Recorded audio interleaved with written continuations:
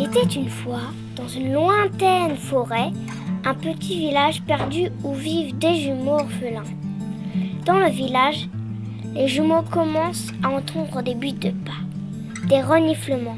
Les jumeaux paniquent. Ils se cachent dans une maison. Un ogre surgit. Il sent la chair des orphelins et tout le monde sait que les orphelins ont un bon goût pour les ogres et se dirige vers la maison où sont cachés les jumeaux. Et là, un grand chevalier imposant arrive avec son écuyer. Il a une grande armure brillante comme le soleil. Il se dit: je pense revenir vainqueur de cette bataille. Mais l'écuyer, lui, est plutôt méfiant. Le chevalier charge l'ogre avec son beau destrier, mais se prit une énorme raclée, puis tomba dans les pommes. L'ogre continue ses recherches. L'écuyer, lui, avance prudemment avec sa masse d'armes, vérifie que l'ogre ne le voit pas et assomme l'ogre d'un grand coup. L'ogre s'affale par terre, l'ogre a été terrassé. Le jeune écuyer délivre les jumeaux. Tous ensemble, ils repartèrent pour aller au château. Et là, ils se rendent compte qu'ils sont perdus. Au cœur de la forêt, il fait sombre, les fait bouger dans tous les sens. La nuit tombe. Ils doivent vite trouver un refuge. Ils aperçoivent un arbre creux. Ils s'installent confortablement dans l'arbre et s'endorment. Une voix les réveille. C'est l'arbre qui parle. Ils ont peur. L'arbre les rassure. Ne vous inquiétez pas, moi, je suis très gentil. Les jumeaux et l'écuyer expliquent alors: nous cherchons la direction du château. L'écuyer et les jumeaux arrivent au château. Un très beau château, 2 tours, le beau pont-levis. Ils arrivent dans la cour et demandent à voir le roi. Ils racontent leur histoire au roi. Le roi, très attentif, décide de leur donner le meilleur de ses hommes, un archer aux yeux bandés. Alors les jumeaux, ils sont un peu surpris parce qu'un archer aux yeux bandés, c'est un peu bizarre. Alors l'archer, l'écuyer et les jumeaux repartent en direction du village. De retour dans la forêt, plus ils marchent, plus ils s'enfoncent. Et la forêt devient sombre, sombre. Tout d'un coup, ils entendent une voix qui leur dit: vous cherchez quelque chose ? Les jumeaux répondent: oui, nous cherchons la direction du village. Ne vous inquiétez pas, moi je suis un arbre gentil. Vous voulez la direction du village, il n'y a pas de problème. Oui, c'est bon. Et notre petit groupe d'aventuriers n'arrive pas dans le village, mais devant une tanière. Plus ils s'approchent, plus ils entendent du bruit. Mais le bruit ne vient pas de la tanière, mais derrière eux. Alors l'archer aux yeux bandés et l'écuyer et les jumeaux se retournent. Et face à eux se trouve un énorme dragon. Et le dragon commence à ouvrir sa grande gueule pour cracher des flammes. Et l'archer aux yeux bandés brandit une flèche, l'envoie directement dans la gueule du dragon. Le dragon crie, le dragon s'énerve. Et pendant ce temps-là, nos aventuriers courent.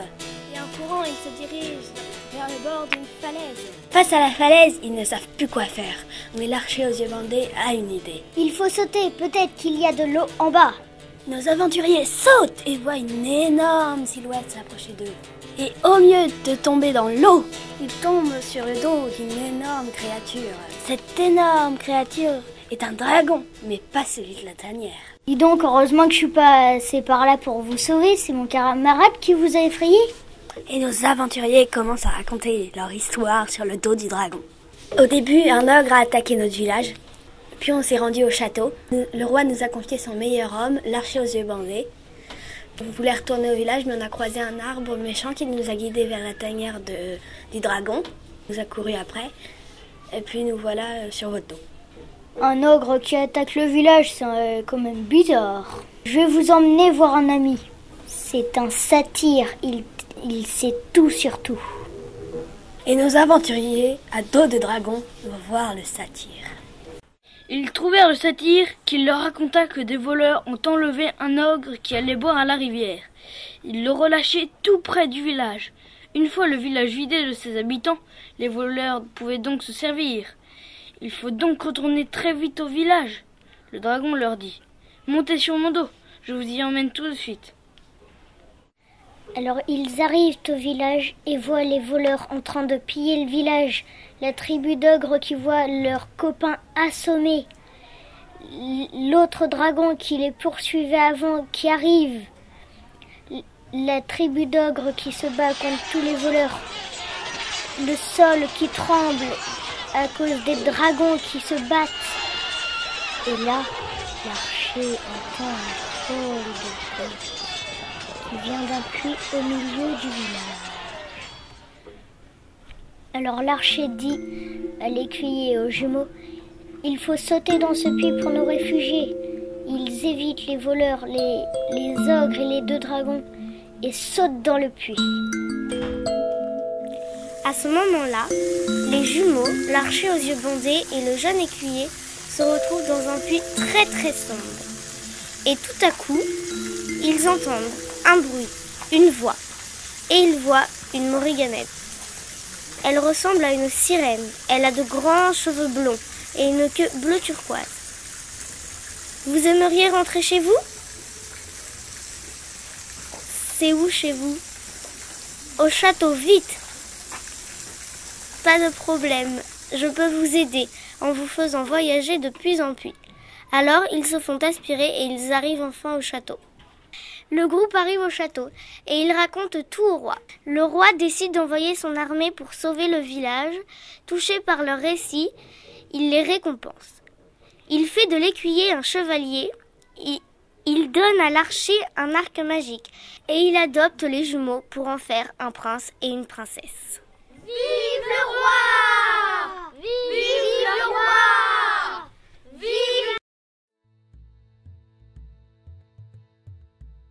20 ans plus tard, le roi est mort. Les jumeaux ont grandi. Le garçon est devenu un homme. Il a remplacé le roi. Et sa sœur dirige le royaume des Moriganèdes qui se trouve dans la mer. Mais revenons à notre histoire. Tout se passe bien jusqu'à ce que le roi n'ait plus de nouvelles de sa sœur. Il demande à ses meilleurs hommes de la retrouver. L'archer aux yeux bandés, le chevalier et un magicien. Ce dernier est plutôt un apprenti, mais le roi veut en faire un excellent magicien. Nos trois héros vont donc dans un puits pour appeler les Moriganèdes. Ils crient « Ohé, Moriganèdes !» mais ils n'ont pas de réponse. Ils décident d'aller voir le satyre qui sait tout sur tout. Ils se mettent en route vers la maison du satyre. Plus ils marchent, plus la forêt est sombre. Quand ils arrivent à la maison du satyre, ils commencent à l'appeler, mais ils n'ont pas de réponse. Ils fouillent la maison, mais ne trouvent rien, et sa maison est sans dessus-dessous, comme si quelqu'un était venu le capturer. Ils sortent et entendent un arbre leur parler. « J'ai vu un vampire kidnapper le satyre. » Nos héros demandent à l'arbre où se trouve le vampire, et l'arbre leur montre la direction du manoir du vampire. Nos héros lui disent merci, et ils se disent qu'ils doivent espionner ce vampire. Ils s'en vont chez le vampire. Ils marchent et entendent une voix. « Je suis un arbre. Je connais un vampire qui est très gentil. Il vous invitera à vous boire. Non, à boire. » Et ils arrivent au manoir du vampire, et ils se cachent derrière un arbre. Nos trois héros sont donc cachés derrière un arbre. Le magicien dit « Mais qu'est-ce qu'on fait là? On peut pas partir ?»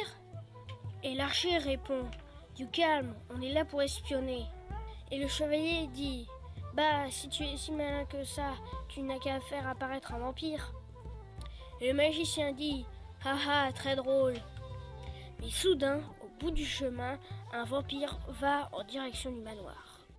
Et il rentre à l'intérieur. Et nos héros attendent, et ils ont froid, mais ils veulent savoir ce qui se passe dans le manoir. Une heure après, les deux vampires sortent du manoir. Ils se dirigent vers le puits. L'archer aux yeux bandés chuchote. Nous devons les suivre. Le magicien dit « Ah bon, dans ce puits où il fait si sombre ?» L'archer aux yeux bandés répond « Chut, nous ne devons pas crier. » Le chevalier acquiesce d'un coup de tête. Nos trois héros reprennent le chemin. Les deux vampires se glissent dans le puits. Les 3 héros les suivent. Ils font un long chemin dans des couloirs sombres. À un moment, ils arrivent à un carrefour. Le chevalier aperçoit une fente creusée dans la pierre et tous les 3 se glissent dedans. Ils entendent les vampires discuter. L'un dit à l'autre « Mais il y a tout à refaire dans ce château !» Et l'autre répond « Oh non, juste la décoration !» « Mais comment avez-vous réussi à capturer toutes les Morriganèdes ?» L'un des deux dit à l'autre « J'ai réussi à prendre le coquillage de la reine. Grâce au coquillage, je contrôle toutes les Morriganèdes.